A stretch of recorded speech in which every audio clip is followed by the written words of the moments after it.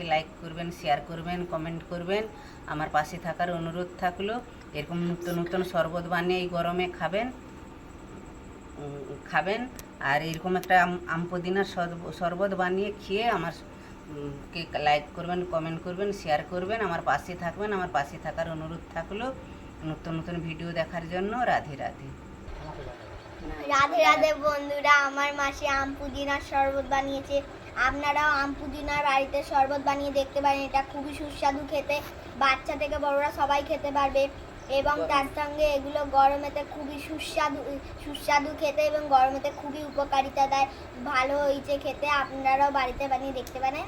এটি খেলে খুবই সুস্বাদু খেতে, ভালো লাগলেও বলবেন, খারাপ লাগলেও বলবেন। আমার মাসির পাশে থাকার জন্য অনুরোধ রইল। নিত্য নতুন রান্না দেখবার জন্য সাবস্ক্রাইব, কমেন্ট এবং শেয়ার করুন। রাধে রাধে।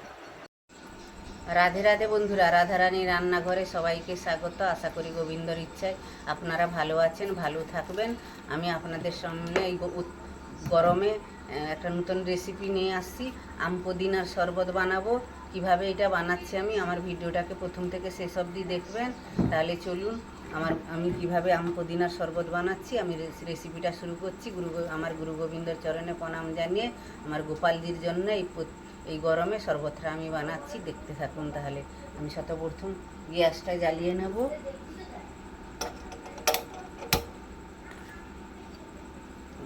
কড়াটা বসিয়ে দিলাম। আর এই আম পুদিনা শরবতটা করতে গিয়ে আমি দুটো আম নিয়ে নিয়েছি। এখানে পুদিনা পাতা, এটা বিট নুন আছে, এমনি নুন আছে, তারপরে চিনি দেব। আর ঘরে যেই ঘরে যাই থাকে সেই দিয়ে আমি কোনো বাড়তি জিনিস লাগবে না। আমি মানে যে কেউ বানাতে পারবে বাড়ির সব উপকরণ জিনিস দিয়ে, কষ্ট হবে না। সেইভাবে আমি আম পুদিনার শরবতটা বানাচ্ছি, যাতে সবাই বানাতে পারে। সেই ঢাকা দিয়ে দিচ্ছি আমটা সিদ্ধ হওয়া অবধি। বন্ধুরা, আমি আমটাকে সিদ্ধ করে নিয়েছি এইরকম। এবার আমি আমটা একটু ঠান্ডা করে নিয়ে মাখবো। আমি এইভাবে আমি আমের কাইটা বার করে নিচ্ছি। দেখুন, এভাবে চেঁচে নিচ্ছি একটা চামচের সাহায্যে। এভাবে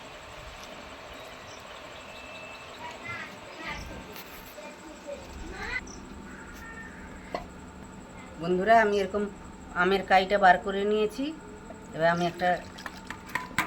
পেস্ট করে নেব, ওর মধ্যে দিয়ে নিচ্ছি। জল কমাতে হবে না। আমি এর মধ্যে কয়টা পুদিনা পাতা দিয়ে দিলাম।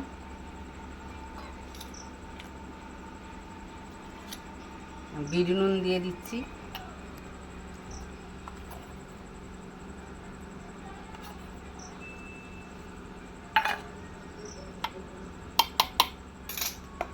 আমি এমনি একটু ঘরে খাওয়ার নুন, সাদা নুন দিচ্ছি।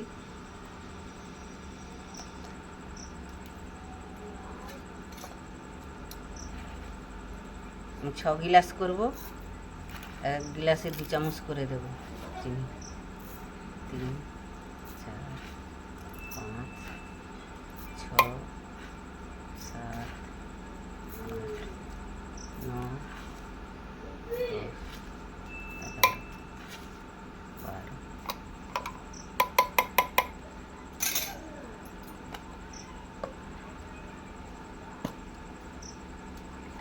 পেস্ট করে নেব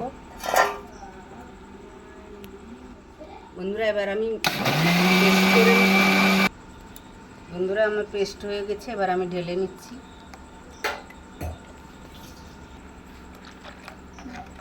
বন্ধুরা, আমি শরবতটাকে ফাটিয়ে নিচ্ছি একটু হাতার সাহায্যে। ছবিটা কেমন দেখা যাচ্ছে বন্ধুরা? তাহলে দেখলেন তো আমি আম পুদিনার শরবত বানালাম কেমন। এই প্রচণ্ড গরম, এই গরমের জন্য এরকম আম পুদিনার শরবত বানাবে আর খাবেন, খুবই ভালো লাগবে। আমি আজকে বানিয়ে আমার গোপালজিকে ভোগ লাগি করব। আর সবাই এখানে বাচ্চারা আছে, সবাইকে দেব।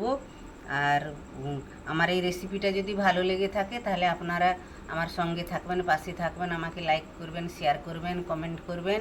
আমার পাশে থাকার অনুরোধ থাকলো। এরকম নতুন নতুন শরবত বানিয়ে এই গরমে খাবেন। আর এরকম একটা আম পুদিনার শরবত বানিয়ে খেয়ে আমার কে লাইক করবেন, কমেন্ট করবেন, শেয়ার করবেন, আমার পাশে থাকবেন। আমার পাশে থাকার অনুরোধ থাকলো। নতুন নতুন ভিডিও দেখার জন্য রাধে রাধে। রাধে রাধে বন্ধুরা, আমার মাসি আম পুদিনার শরবত বানিয়েছে। আপনারাও আম পুদিনার বাড়িতে শরবত বানিয়ে দেখতে পারেন। এটা খুবই সুস্বাদু খেতে, বাচ্চা থেকে বড়রা সবাই খেতে পারবে। এবং তার সঙ্গে এগুলো গরমেতে খুবই সুস্বাদু খেতে এবং গরমেতে খুবই উপকারিতা দেয়। ভালো হয়েছে খেতে, আপনারাও বাড়িতে বানিয়ে দেখতে পারেন। এটি খেলে খুবই সুস্বাদু খেতে, ভালো লাগলেও বলবেন, খারাপ লাগলেও বলবেন। আমার মাসির পাশে থাকার জন্য অনুরোধ রইল। নিত্য নতুন রান্না দেখবার জন্য সাবস্ক্রাইব, কমেন্ট এবং শেয়ার করুন। রাধে রাধে।